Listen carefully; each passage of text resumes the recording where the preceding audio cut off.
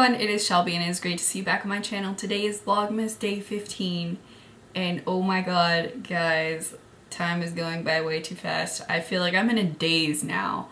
I feel like I don't even know when I'm doing these videos. I have to check the date every time because I don't even know what day it is anymore. I go to work and I don't even know what day it is anymore. The holidays are going by quickly is what I'm trying to say.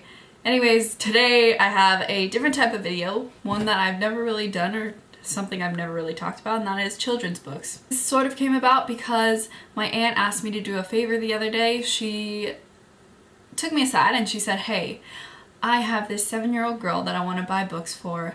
She never reads and I see that you read all the time and I want to kind of spark that interest in reading in her. So she said, can you find some types of books? Keep in mind, she never really reads. Some types of books that hopefully she'll grow attached to, or she'll, I don't know, kind of create a love for reading in her. So I was like, of course, I love to make people love to read. That's what I talk about all day. So anyways, long story short, I went to the bookstore.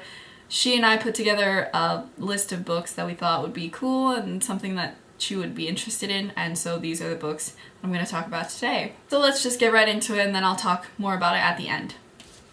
The first book that I have is a little golden book, the one with the gold spine, and this one is Disney's Moana. I haven't seen the movie yet. I'm dying to see the movie because I really like the soundtrack, like I really like it, but if you don't know the story of Moana, it's about a young girl. She has a grandmother that gave her this special something. I don't want to spoil the movie if people haven't seen it because I feel like I kind of spoiled myself now that I've read this. And she goes and she meets the demigod Maui. And so then they go on an adventure together and they kind of have to put this something back where it came from. Anyways, long story short, this is a story about an amazingly brave young woman and someone who likes to explore an adventure. And that is something that I think would apply to the young girl that my aunt is buying books for. Although I do think that this book could be enjoyed by anyone. I actually really enjoyed it. I read all of these books I'm about to talk to you about except for one book.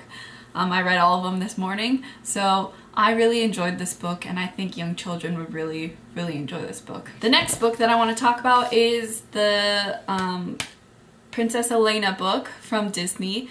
It is called Elena and the Secret of Avalor, and it was illustrated by Grace Lee and it was written by Craig Gerber and Catherine Habka. This Moana book, I forgot to say, was illustrated, it's adapted by Laura Hitchcock and illustrated by Griselda Sastromanata Limai. Sorry if I pronounced that entirely wrong, but yeah. So anyways, this book, I don't know if any of you know about children's shows, but on Disney there is a show called Sophia the First, and that's targeted towards a sort of younger age group of kids. But she is actually in this book, which surprised me because I asked my aunt if the young girl that she's buying the books for enjoyed Elena of Avalor, which she said yes, she watches that show a lot, and she used to watch Sophia the First. So really why I'm excited is because these are characters that she's familiar with, and I'm hoping that this story, which is amazing by the way, will help grab her and sort of invoke more of her familiarity with characters. But it's about Sophia the First and how Princess Elena was trapped inside her amulet and she has to go to Avalor and free her, and then they both together save both of their families, which I think just shows how young women can be brave and strong and adventurous as well. So I think that's really good themes to show her in general. This next book I fell in love with, and I will literally hold it as the highest standard of children's book. I'll probably gift it to every single child that I know. And this book is Adda Twist Scientist.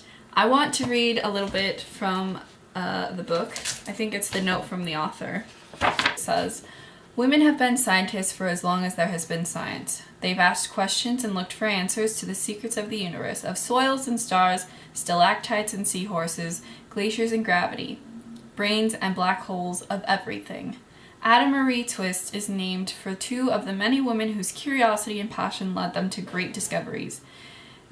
Marie Curie discovered the elements of polonium and radium, and her work led to the invention of X-rays. Ada Lovelace was a mathematician and the very first computer programmer. What I love about this is that it shows characteristics of young children that sometimes seem odd or sort of annoying or pestering, always making a mess or trying to look for answers or asking so many questions. But the author points out that these are just characteristics of a great scientist, and it kind of shows her story, Adda, her story and how she goes through life, her sort of behaviors that she has, and then the reactions that people give her, the reactions of her parents, of her peers, of her teachers, and of her brother. And I think it's so funny. Her brother is always telling on her in this book, and I think that is hilarious. Overall, that book was probably my favorite out of all of these. Oh, and the book rhymes, so you know, like, kids love rhyme books. I mean, who am I kidding? I love rhyming books, so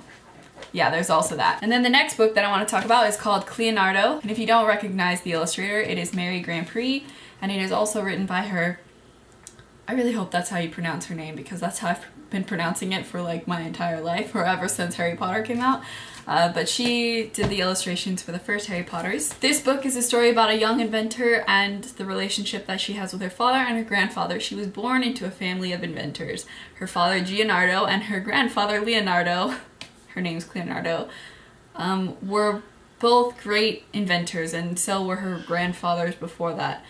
But it kind of shows she grows up and her father's always saying she's getting in the way, but she really looks up to her dad and she wants to invent things on her own, and her curiosity and imagination sort of take over, and she creates a small invention that she shows her grandfather, who says is cute and such a lovely thing, and she's like, that's not good enough.